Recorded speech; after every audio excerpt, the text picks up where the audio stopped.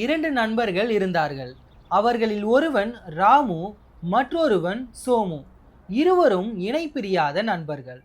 ஒரு நாள் இருவரும் தேன் எடுப்பதற்காக காட்டுப்பகுதிக்கு சென்றனர்.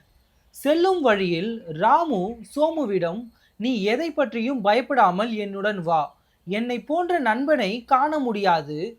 என்ன துன்பம் வந்தாலும் நான் உன்னை காப்பாற்றுவேன்" என்று கூறினான். காட்டிலுள்ள பறவைகள், மரங்கள், காட்டு விலங்குகள் போன்றவற்றை வேடிக்கை பார்த்து கொண்டே இருவரும் நடந்து சென்றனர். அப்போது கரடி ஒன்று உருமும் சத்தம் கேட்டது. சிறிது நேரத்தில் அவர்கள் செல்லும் வழியிலேயே அந்த கரடி திடீரென வந்து கொண்டிருந்தது. கரடியை கண்டதும் இருவரும் பயத்தில் ஓடத் தொடங்கினார்கள்.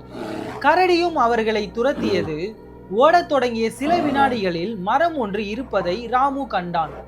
உடனடியாக அந்த மரத்தில் ராமு ஏறிவிட்டான்.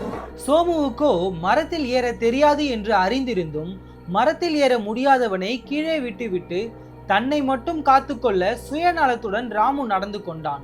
சோமுவுக்கு மரம் ஏற தெரியாததால் என்ன செய்வதென்று தெரியாமல் திகைத்தான். கவலையுடன் எப்படி கரடியிடம் இருந்து தப்புவது என்று அவசரமாக யோசித்தான். இறந்தவன் போல் நடித்தால் கரடி தன்னை கொல்லாது என்று யோசனை தோன்ற, பின்னர் நிலத்தில் விழுந்து மூச்சை அடக்கி கொண்டு இறந்தவனை போல் படுத்துக்கொண்டான். அப்பொழுது கரடியும் அங்கு வந்து சேர்ந்தது.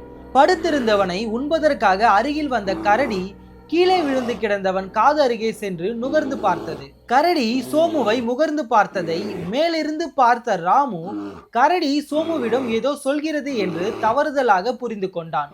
பிறகு அவன் இறந்தவன் என்று முடிவு செய்து அங்கிருந்து நகர்ந்து போய்விட்டது. கரடி செல்வதை மரத்தில் மேலிருந்து பார்த்த ராமு கீழே இறங்கி வந்து சோமுவை எழுப்பினான். கரடி சென்று விட்டது, இனி நீ எழும்பு, நாம் தப்பிவிட்டோம் என்று ராமுவிடம் கூறினான். சோமுவும் எழுந்து தன் யோசனை வெற்றி அடைந்ததை எண்ணி நிம்மதி அடைந்தான். கீழே படுத்திருந்தவன் எழுந்து அமர்ந்தான். ராமு சோமுவிடம், "கரடி உன் காதில் என்ன ரகசியம் சொன்னது?" என்று கேட்டான். அதற்கு சோமு, "ஆபத்தில் உதவாத நண்பனை என்றுமே நம்பக்கூடாது என்று சொல்லிவிட்டு போனது" என்றான். இப்பதிலால் ராமு தன் சுயநல புத்தியை எண்ணி நொந்து கொண்டான். சோமுவோ, "இனிமேல் எங்கள் நட்பு நீடிக்க வேண்டாம்" என்று கூறிக்கொண்டு தனியே நடந்து சென்றான்.